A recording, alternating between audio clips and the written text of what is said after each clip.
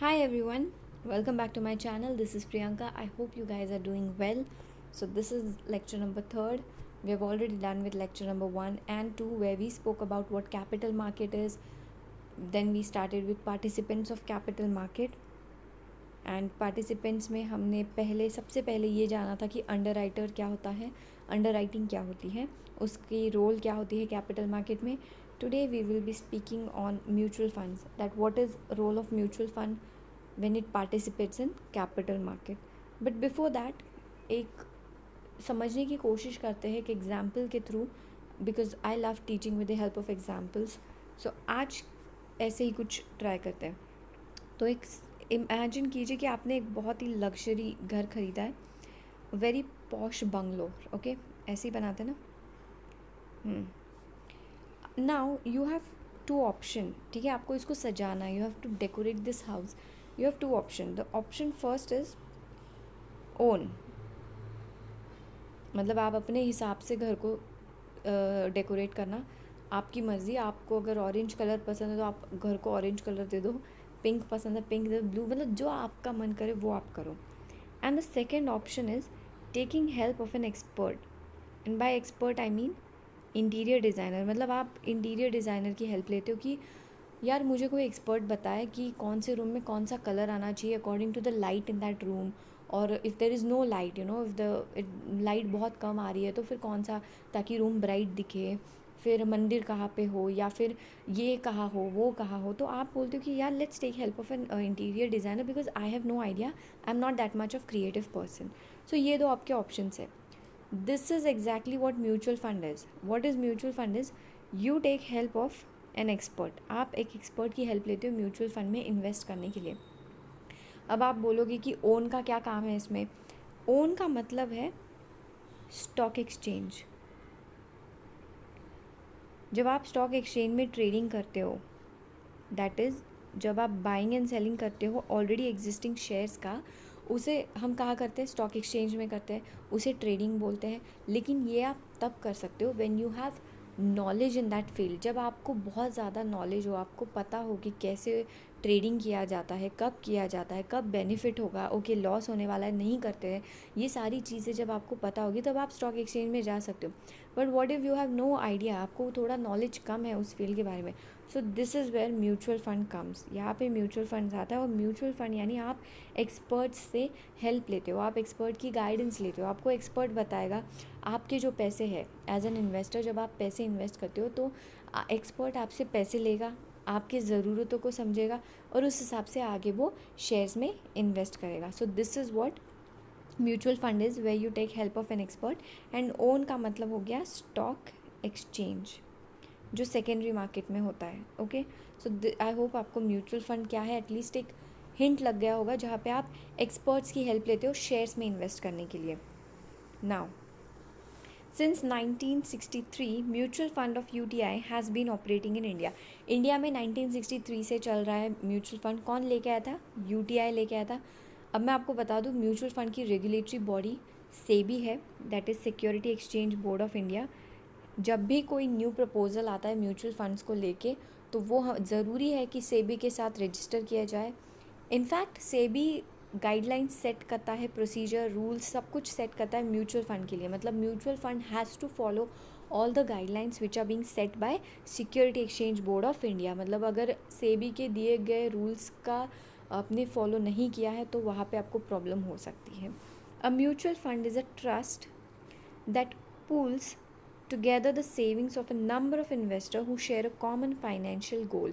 ये डेफिनेशन आपको हर जगह मिलेगा जब भी आप गूगल करोगे what mutual fund is. Okay, let's understand what it is. तो म्यूचुअल फंड एक ट्रस्ट है, मतलब एक ज़रिया है जिसके थ्रू कोई भी एक्सपर्ट या कोई कंपनी इन्वेस्टर्स के पैसे जमा करती है. पूल्स मतलब पैसों को जमा, जैसे स्विमिंग पूल में हम पानी होता है ना जमा होता है, वैसे पैसों को एक साथ जमा किया जाता है. फिर उन पैसों को, मतलब हर इन्वेस्टर की अलग अलग डिमांड होती है, अलग अलग नेसेसिटी होती है, उनके अपने फाइनेंशियल गोल्स होते हैं. तो हर एक के फाइनेंशियल गोल्स के कैटेगरीज़ के हिसाब से हम उनका आगे इन्वेस्टमेंट करते हैं in shares, in securities, in bonds. Will read that definition again. Mutual fund is a trust that pools together the savings of number of investors who share a common financial goal. Okay, so मैं एक बार आपको समझा देती हूँ. जैसे देखो, ये है ये है एक गोल, ये है एक गोल, ये सब आपके गोल है, ठीक है. और ये ना आप इन्वेस्टर्स है, इन्वेस्टर ए बी सी 1 3 4, ये लोग आपके इन्वेस्टर्स हैं, ठीक है. अब ए का गोल क्या है, ये ए का गोल है. बी का गोल क्या है, बी का भी यही गोल है, तो उसको भी हम इसी में डाल देंगे. सी का गोल क्या है, ये है. 4 का गोल क्या है, सेम. 3 का गोल ये है, 1 का गोल ये है. मतलब मैं बताने की कोशिश ये कर रही हूँ कि इनके जो गोल्स होते हैं इन्वेस्टर्स के, जिनके कॉमन होते हैं, उन्हें हम एक कैटेगरी में डाल देते हैं. So according to this definition, investor who share a common financial goal. अब आप बोलोगे गोल से क्या मतलब हो गया इसमें, तो वो हम आगे पढ़ेंगे कि क्या गोल्स होते हैं कि जिसके लिए इन्वेस्टर जो है म्यूचुअल फंड में इन्वेस्टमेंट करता है. The money thus collected is then invested in capital market instruments such as shares, debentures and other securities. ऐसा नहीं है कि सिर्फ एक ही किसी इंस्ट्रूमेंट में हम लोग इन्वेस्टमेंट करते हैं. मतलब जब म्यूचुअल फंड में पैसे आप इन्वेस्ट करते हो, जब आप पैसे डालते हो, तो जब एक्सपर्ट्स होते हैं जो एसेट मैनेजमेंट कंपनी बोलते हैं उन्हें, तो वो जो अपना पैसा इन्वेस्ट करते हैं आगे, वो कहाँ करते हैं, शेयर्स में करते हैं, डिबेंचर्स में करते हैं, बॉन्ड्स में करते हैं, अलग अलग सिक्योरिटीज़ में इन्वेस्ट करते हैं. I hope the definition is clear. Now let's understand what goals are. अभी हमने बात की थी कि जिनके कॉमन गोल्स होते हैं, हाँ, उस हिसाब से उन्हें कैटेगराइज किया जाता है. तो गोल्स क्या हो सकता है मेडिकल पर्पज़ हो, आपको बाइक खरीदनी हो, कार खरीदनी हो, कोई भी आपका यार स्मॉल, छोटा से छोटा भी आपका गोल हो सकता है. जैसे या फिर शादी के लिए पैसे, इमरजेंसी फंड, कोई रीज़न नहीं है, आपको बस इन्वेस्टमेंट स्टार्ट करनी है. So you have started with mutual fund. Holidays plan करने हो, उसके लिए आपको पैसे जमा करने हैं, घर खरीदना हो या मोबाइल फ़ोन खरीदना हो, एनी थिंग, और maybe no reason, just you want to save money, so you are doing this. तो ये आपके कुछ गोल्स हो सकते हैं जिसके लिए आप म्यूचुअल फंड को ऑप्ट करते हैं. Now very important, how this process work, mutual fund कैसे चलता है, उसका क्या प्रोसेस होता है. तो अगर हम लोग इस साइक्लिकल फॉर्म में देखें तो देखो, इन्वेस्टर होता है, ठीक है, ये है मिस्टर इन्वेस्टर, इसका नाम रख देते हैं मिस्टर टी. मिस्टर टी जो है, उन्हें कुछ पैसे इन्वेस्ट करने हैं, ठीक है. लेकिन अब मिस्टर टी जो है वो ज़्यादा नॉलेजेबल नहीं है शेयर्स को लेके. मतलब उन्हें पता नहीं है एग्जैक्टली कि ट्रेडिंग कैसे चलती है. जैसे हमने बात की थी कि as a someone who have no knowledge about this market, उनके लिए म्यूचुअल फंड एक ज़्यादा बेहतर ऑप्शन है, क्योंकि यहाँ पे हम एक्सपर्ट की हेल्प ले सकते हैं, राइट. तो मिस्टर टी भी ऐसे ही है, जिन्हें ज़्यादा नॉलेज है नहीं, तो वो चाहते हैं कि वो अपना पैसा इन्वेस्ट करे, तो वो एक एसेट मैनेजमेंट कंपनी के पास जाते हैं. इंडिया में बहुत सारी एसेट मैनेजमेंट कंपनीज़ हैं. अगर एग्जाम्पल के तौर पर बात करें तो SBI म्यूचुअल फंड है, HDFC म्यूचुअल फंड है, ICICI है, आदित्य बिरला, सन लाइफ, और बहुत सारे हैं. टॉप 10 के नाम आप लोग देख लेना एक बार, ठीक है. तो आप मिस्टर टी ने एक एसेट मैनेजमेंट कंपनी चूज़ कर ली. अब जब वो एसेट मैनेजमेंट कंपनी के पास गए, जैसे हम AMC भी बोलते हैं, अब उन्होंने अपना बोला कि ये लो मेरे पैसे, और उन्होंने अपना गोल बताया कि उनका गोल क्या है. तो फिर AMC क्या करेगी, it will scrutinise based on the common financial goal. Investor यानी मिस्टर टी के गोल्स क्या है, उस हिसाब से वो लोग जांच पड़ताल करेंगे और आगे जो है इन्वेस्टमेंट करेंगे, वेदर इन शेयर्स और डिबेंचर्स और बॉन्ड्स और एनी अदर सिक्योरिटीज़. ये इन्वेस्टमेंट करने के बाद देखो, ये लोग एक्सपर्ट है, इनको पता है कि इन्वेस्टमेंट जो है वो एक ही जगह नहीं करते, अलग अलग जगह करते हैं.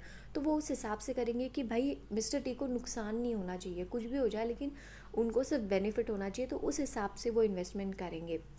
और फिर जब रिटर्न्स आएंगे तो वो सभी रिटर्न्स जो है इन्वेस्टर को दे देंगे. जो कंपनी है, इन रिटर्न्स यानी जब प्रॉफिट होगा तो वो इन्वेस्टर को दे देंगे. अब ऐसा नहीं है कि पूरा का पूरा प्रॉफिट दे देंगे, 1 से 2% वो अपने पास भी रखेंगे एज अ कमीशन, ठीक है, बस 1 से 2% ही कमीशन रखा जाता है, बाकी सारा प्रॉफिट इन्वेस्टर को वापस दिया जाता है। This is how mutual fund works कि कोई इन्वेस्टर होता है जिसे पैसे इन्वेस्ट करने होते हैं, वो कोई एसेट मैनेजमेंट कंपनी यानी एक्सपर्ट्स को हायर करता है।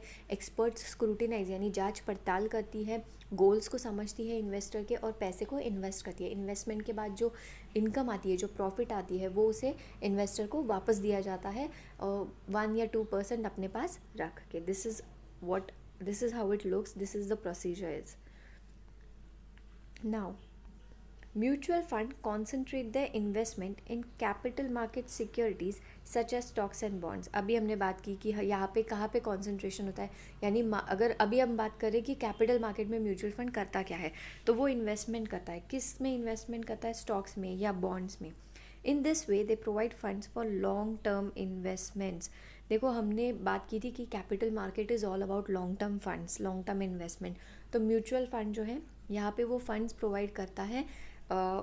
सी इवन म्यूचुअल फंड का जो डेफिनेशन है which is very much similar to capital market, that is channelise करना।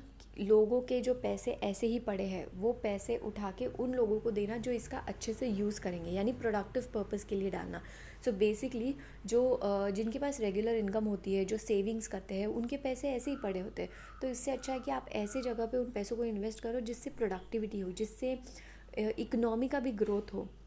Mutual fund channelizes resources for the growth of corporate sector, capital markets and economy as a whole.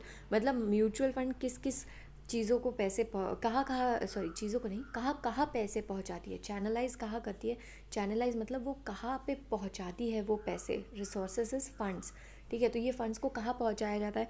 Corporate sectors में पहुँचाया जाता है, capital market में और पूरे economy में। देखो, जब कैपिटल मार्केट बहुत बड़ा रोल प्ले करता है हमारे इकोनॉमी के ग्रोथ एंड डेवलपमेंट में, राइट, क्योंकि कंटिन्यूस फ्लो होता रहता है फंड्स का, जिससे हमारी इकोनॉमी ठीक से चलती है। सो म्यूचुअल फंड भी उसका एक पार्ट है। यही हम बात करें ना, पार्टिसिपेंट्स ऑफ कैपिटल मार्केट, तो म्यूचुअल फंड भी इस तरीके से पार्टिसिपेट करता है। Mutual fund provides opportunity to small investors to take part and share prosperity of capital market. जैसे मैंने कहा कि बहुत सारे लोग होते हैं जिन्हें इतना नॉलेज नहीं होता है इस मार्केट्स का, तो इनके लिए ये एक बहुत अच्छा ज़रिया है। जो स्मॉल इन्वेस्टर्स होते हैं, जिन्हें शेयर्स में इन्वेस्ट करना है, जिन्हें कैपिटल मार्केट के सक्सेस का, अच्छाई का, जो बहुत ज़्यादा प्रॉफिट होता है या बोलो प्रॉस्पेरिटी अच्छी होती है, इसका अगर फ़ायदा इन्हें भी चाहिए तो इनके लिए म्यूचुअल फंड बहुत ही अच्छा ज़रिया है। Mutual fund provides easy liquidity, safety and profitability. Mutual fund का एक सबसे ये तीन सबसे मेन की पॉइंट्स है, लिक्विडिटी, सेफ्टी एंड प्रॉफिटेबिलिटी। क्योंकि म्यूचुअल फंड को हम जब भी चाहे उसे हम बेच सकते हैं और अपने पैसे ले सकते हैं, यानी लिक्विडेट कर सकते हैं। To liquidate is to convert our units. Mutual fund के जो यूनिट्स होते हैं उन्हें कैश में कन्वर्ट करना, और सेफ़ होते हैं। जैसे मैंने कहा कि अगर इन्वेस्टर को शेयर्स के नॉलेज नहीं है तो वो एक्सपर्ट के ज़रिए इसका जो है एंजॉय कर सकता है। इस कैपिटल मार्केट के जो बेनिफिट्स है, उसे जो प्रिविलेजेस है, जो फ़ायदे हैं, वो एंजॉय कर सकता है। एंड ऑफ कोर्स प्रॉफिटेबिलिटी, अच्छा खासा प्रॉफिट मिलता है यार, ठीक है। और बहुत अलग अलग शेयर्स होते हैं, ऐसे नहीं कि एक ही तरीके का शेयर होता है या एक ही तरीके के इंस्ट्रूमेंट होते हैं। अलग अलग इंस्ट्रूमेंट विद अलग अलग उनके रिस्क फैक्टर्स, अलग अलग उनके टेन्योर्स, ठीक है। सो this is it for what mutual fund is, how does it participates in capital market, उनका रोल क्या होता है capital market में, all this stuff. And there are 2 questions I've given for you guys to practice on, and I hope you have understood. And if you have, then like this video, share it with your friends, and subscribe to the channel. Hit the notification bell so that you will keep getting the videos that I'll be posting. Okay, so till then, keep studying, take care of yourself and your family members. Bye bye. Thank you so much for watching my video.